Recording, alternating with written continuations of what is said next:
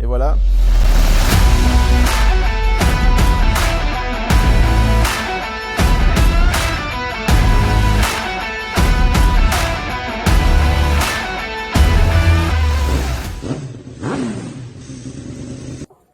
Salut, c'est moi, Andrzej.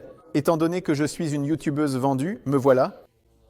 Au moins, vous savez quand le contenu est sponsorisé, mais souvenez-vous qu'ici, c'est toujours sincère. Donc j'ai déjà bu mon café.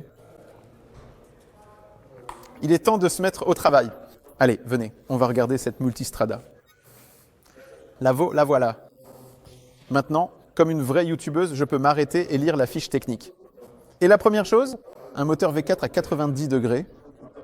Et maintenant, la question fondamentale est la suivante. Les gens qui ont acheté le modèle 1260, par exemple la Gran Turismo, la toute dernière version, ont-ils gagné au loto ou pas? Et je vous explique tout de suite pourquoi. D'un côté, c'est bien parce que j'ai souvent mentionné que, selon moi, la multistrada qui se conduisait le mieux jusqu'à présent, c'était la multistrada Enduro, justement parce qu'elle avait de série une roue arrière de 19 pouces, un bras oscillant un peu plus rigide pour pouvoir rouler aussi en tout terrain, un grand réservoir de carburant, et grâce à tout cela, à mon avis, elle était une moto de tourisme plus complète, si je puis dire. Et malheureusement, mon rêve exprimé à voix haute s'est réalisé. Parce que, comme je l'ai déjà dit, la multistrada de base devrait être celle-là, et la version S devrait être en plus.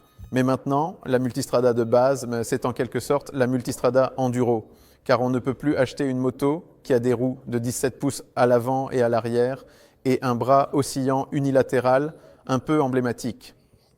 Désormais, chaque multistrada a une roue de 19 pouces à l'avant et un bras oscillant bilatéral, ce qui lui permet de rouler davantage en tout terrain. Bon, mauvais. De mon point de vue, c'est une économie importante, peu importe le montant économisé dans le processus d'homologation. Désolé, c'est le climat dans lequel nous vivons.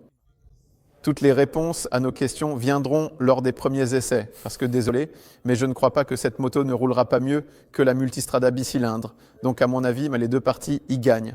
Ceux qui possèdent la version bicylindre en profiteront encore longtemps.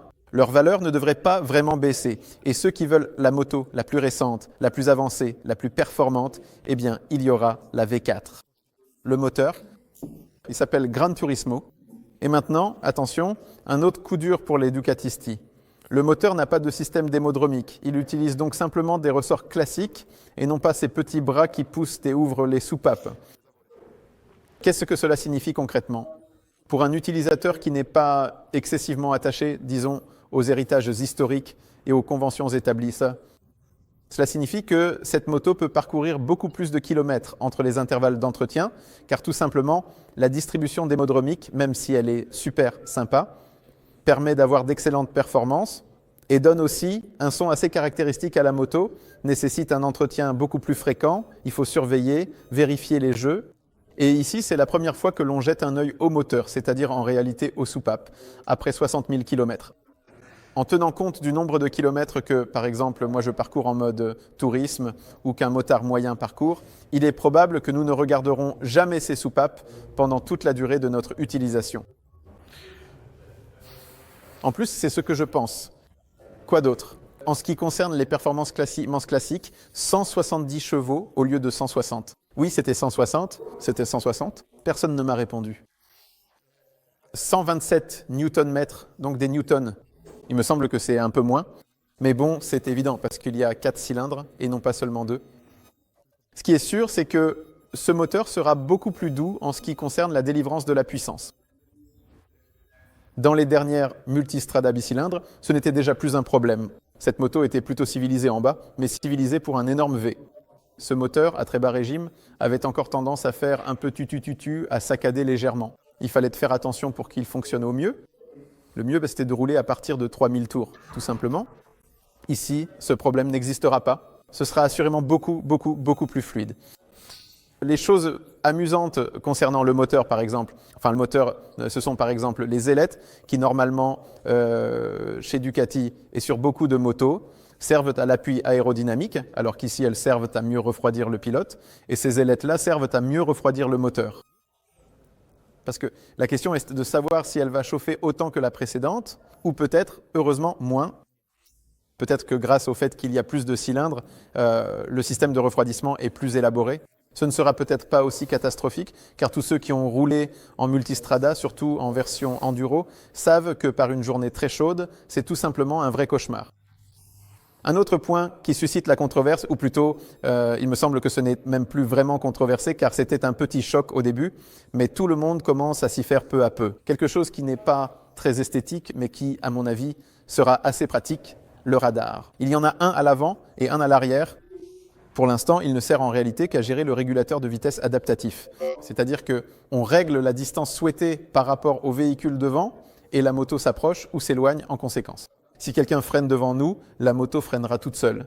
Ce qui est le plus important, c'est qu'il n'y a pas de système de freinage d'urgence comme dans les voitures, car ce serait dramatique, puisque l'on sait qu'à moto, il est bien plus facile d'éviter un obstacle. Je veux dire, pas forcément dépasser, mais plutôt contourner, et pas nécessairement freiner. En général, il ne devrait pas y avoir de problème avec le freinage, parce qu'il y a des Brembo Stilema, donc vous savez, des choses comme les freins ou la suspension, ce sont des sujets dont je suis sûr. En ce qui concerne la multistrada, puisque la suspension est également semi-active, je n'ai pas remarqué qu'elle différait particulièrement de celle des modèles précédents. Ce sera remarquable, car c'est un système semi-actif qui fonctionne, tous les constructeurs l'ont déjà, et ils l'ont tellement perfectionné qu'on ne sent même plus son fonctionnement sur cette moto. On a juste l'impression que la moto est toujours parfaitement en harmonie avec l'asphalte. Stable, souple, parfois plus ferme quand il le faut, quand on roule de plus en plus vite et que l'asphalte est bien lisse. Les compteurs sont également nouveaux. On ne va pas vous les montrer maintenant, parce qu'on a joué avec plus tôt et on a déchargé la batterie, désolé.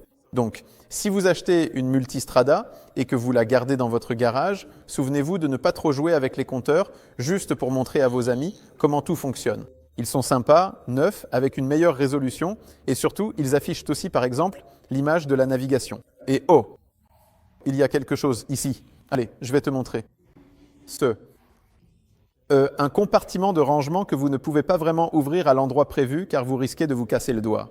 Ce verrou fonctionne tout simplement de manière très puissante. Mais il dispose d'un compartiment pour téléphone, quelque chose que nous avons perdu sur la KTM 990 il y a de nombreuses années. Tous ceux qui connaissaient ce compartiment savaient que c'était le meilleur compartiment qu'on puisse avoir sur une moto. Parce que, je ne dis pas que c'est juste pour le téléphone, vous savez, il y a aussi une prise pour charger, mais c'est pour tout. La télécommande du portail, des objets à portée de main, des documents, tout ce dont on a besoin. La carte bancaire peut aussi être ici, et alors quand on met son téléphone ici, il n'est pas obligé d'être là, il peut être dans la poche, mais ici, il se rechargera. On peut projeter la navigation de l'application Ducati sur l'écran. La navigation, c'est, comment ça s'appelait, synergique. Sigeek, c'est comme ça que s'appelle l'application de navigation apparemment. Apparemment, ça fonctionne. Ici, dans un endroit étrange et amusant, il y a le chauffage de la selle pour le passager.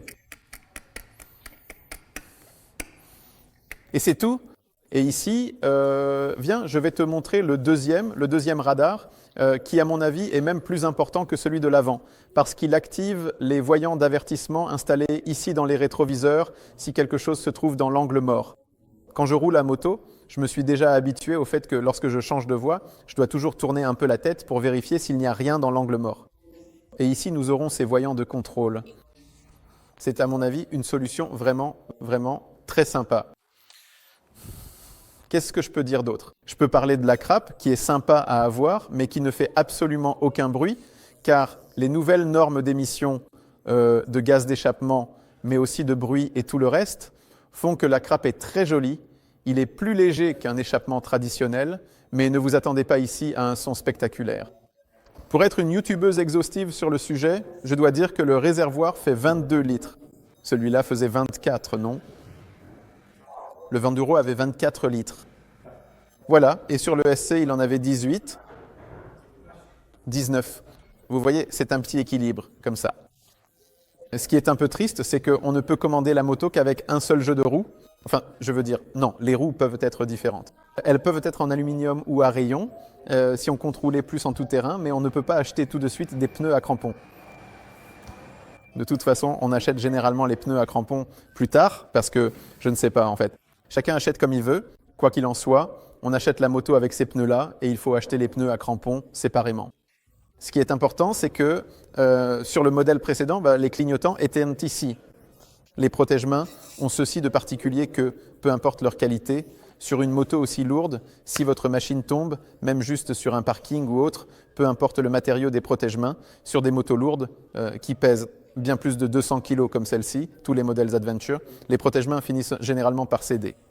Et ici, le problème était que si le protège-main se cassait, il était immédiatement endommagé aussi. Enfin, peut-être pas endommagé, mais le souci venait du fait qu'il y avait ici le clignotant. Maintenant, le clignotant est ici, hop, hop. Donc si jamais on est quelque part, je ne sais pas, en route loin d'ici, qu'on fait une petite chute ou que la moto est trop chargée que ça casse, ici on peut dévisser les deux protège-mains et la moto a toujours ses clignotants. En réalité, cela n'a aucune incidence sur quoi que ce soit. La bulle est réglable comme il faut. Pas de ces idées stupides, parce que certains fabricants ont des idées du genre « faisons une bulle qu'il faut régler à deux mains pour que les gens ne s'amusent pas à la régler en roulant, qu'ils s'arrêtent et règlent la bulle comme ils en ont besoin ». Je ne dirais pas que c'est complètement stupide, car ce ne serait pas poli, mais c'est une décision irréfléchie, parce que de toute façon, tout le monde essaiera de régler cette bulle en roulant, donc au final, on lâche les deux mains et on attrape la bulle. Ici, il y a tout simplement un système simple et classique, et c'est tout. En passant aux scramblers, allons par ici. Regardez. Le dernier, le seul. Apparemment, quelqu'un a annulé son acompte, donc il n'est pas exclu que ce soit le dernier Monster avec un cadre treillis, neuf, que vous puissiez acheter en Pologne. Je sais, je comprends que beaucoup ont le cœur brisé, parce que le nouveau Monster aura un cadre en aluminium, toujours un moteur bicylindre, mais ce cadre treillis, c'était la base. Honnêtement, celui-ci me plaît aussi davantage, mais je crois que le nouveau Monster roulera bien, bien mieux. En avril, en mai, il ne sera probablement ici qu'à ce moment-là. On verra, on vous tiendra au courant, peut-être qu'on viendra le voir en vrai, mais là-bas, il y avait des chiffres fous concernant la réduction de poids, 17 kg en moins. Donc voilà, Monster classique contre Monster moderne, c'est à ça que ça va ressembler. En dehors de ça, il y a toujours le X-Diavel au salon. Il y a aussi de nouvelles peintures pour cette année. Et si tu viens maintenant, le Diavel classique. Ouais. Le Diavel Lamborghini, on ne peut plus l'acheter. Il y en avait pour la Pologne, je ne sais pas, 6, quelque chose comme ça, 600 pour le monde entier. La moto était extrêmement chère, car elle coûtait 150 000 zlotys. Et en réalité, c'était un Diavel ordinaire, sauf qu'elle avait d'autres jantes, quelques éléments en carbone. Toutes sont parties, pof, il n'y en a plus. Une dizaine de personnes, voire même plusieurs dizaines, car je sais que dans chaque salon, plusieurs personnes demandent s'il est possible d'acheter la Lamborghini. Il n'y en a plus. Il n'y en a tout simplement plus. Donc il y a les Diavel classiques. Il y a des gens qui essaient le Diavel et ensuite ne veulent tout simplement plus aucun autre moto. D'une certaine manière, je comprends cela. Allons plus loin. Nous venons justement d'avoir une discussion à l'instant sur le fait qu'il vaudrait mieux que le Desert Sled ait un moteur 1000 cents. Je ne suis pas d'accord avec ça, parce que selon moi, le Desert Sled tel qu'il est suffisant, et toute la présentation autour des scramblers en général, c'est qu'ils répondent aux nouvelles normes Euro 5 et qu'ils ont de nouvelles couleurs. Et au fond, on n'a pas besoin de plus dans la vie, parce que les scramblers, c'est comme chez beaucoup de fabricants, de constructeurs. La gamme Héritage, ce sont ces motos qui, en fait, sont les plus agréables à conduire pour nous, les rédacteurs. Parce que plus on roule à moto, plus on apprécie la simplicité. Et c'est exactement ce genre de moto. Tu as une roue à l'avant, une roue à l'arrière, le moteur ici. Tu as un cadre en métal qui est simple, tubulaire, en treillis, comme chez Ducati, un moteur refroidi par air et par huile, évidemment. Et bien sûr, l'ABS, quelques trucs, et le réglage de la suspension avec des vis. C'est déjà pas mal pour une moto, parce que, par exemple, tu as justement le réglage et l'ABS, et c'est tout. Il n'en faut pas plus. Le reste dépend de nous. C'est-à-dire que c'est à nous de rouler et de profiter de tout ça. Le Desert Sled est vraiment l'une de mes motos préférées, pour beaucoup de gens aussi. Malheureusement, il est assez haut, donc il s'avère en pratique que tout le monde ne peut pas se le permettre, par exemple parce qu'on n'atteint pas le sol avec les pieds. Mais en ce qui concerne les sensations de conduite, c'est super, c'est génial. Je rêve que le prochain Desert Sled soit un peu plus léger, parce que, voilà, justement, il pèse 193 kg à sec, alors qu'il est censé être une moto plus orientée tout-terrain. Tant qu'on ne tombe pas, ça va, mais ça vaut la peine de regarder les différentes versions des nouveaux scramblers, parce que vous savez, d'abord on achète cette moto, et ce n'est qu'ensuite qu'on commence à s'amuser avec les gars, avec les petits gadgets. Vous voyez, c'est un peu comme le modélisme, mais pour les motos. Mais puisque nous sommes déjà là, venez, je vais encore vous montrer autre chose. Qu'est-ce qu'il y a de sympa ici? Qu'est-ce qui vaut le coup? En fait, il y a surtout une chose qui vaut vraiment le coup. Tu peux passer par là, tu vas réussir à passer. En général, si on parle de ce qui vaut le plus le coup, c'est vraiment ça. Le Street Fighter. Mariusz, alias Smoku Rakowski, est déjà fou de cette moto. Il en est tout simplement déjà fou. Et je ne lui en veux pas parce que c'est une machine. Smoku était quelqu'un qui roule à moto, qui aime ça, mais il ne se considère pas comme un as du motocyclisme.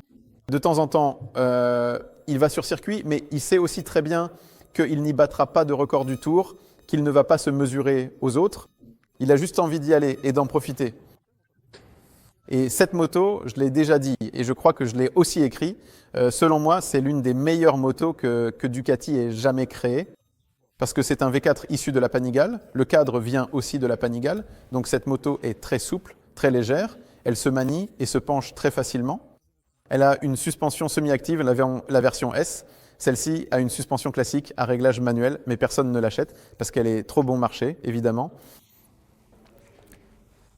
Elle a une suspension semi-active tellement bien réglée que cette moto est incroyablement confortable sur la route.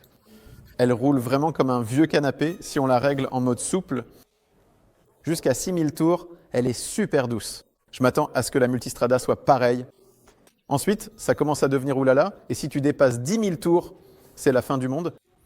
Ça part tellement fort, c'est un vrai carnage, tout simplement un carnage. La façon dont cette moto roule, après tout, elle a 208 chevaux. J'ai vérifié, vous voyez, parce que je ne me souviens jamais de ces données, parce que ce n'est pas ce qu'il y a sur le papier qui compte, mais plutôt si, quand tu fais ça, elle fait ça. Et elle fait ça tout le temps, et elle a soi-disant des ailettes, mais elles n'aident pas du tout, parce qu'elle fait ça en permanence. Un vrai chef-d'œuvre. À Poznań, j'ai roulé avec cette moto et je doublais sans problème des machines sportives, même sur la ligne droite. C'est une vraie bête sauvage. Donc ce n'est pas seulement une bête, c'est aussi un ours.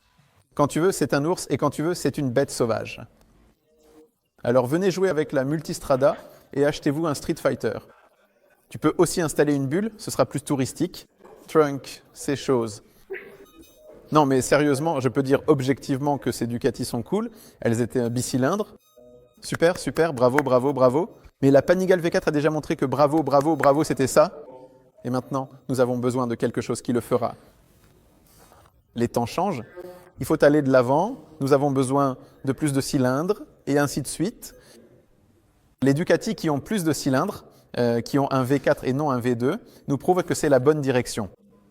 Du moins, c'est ce que je pense. Vous pouvez penser autrement, alors je vous invite à critiquer les nouvelles idées de Ducati, ou si vous voulez les critiquer en personne, passez chez Liberty Motors. Il y a des gens sympathiques qui accepteront volontiers tout cela en face. Cordialement, salut.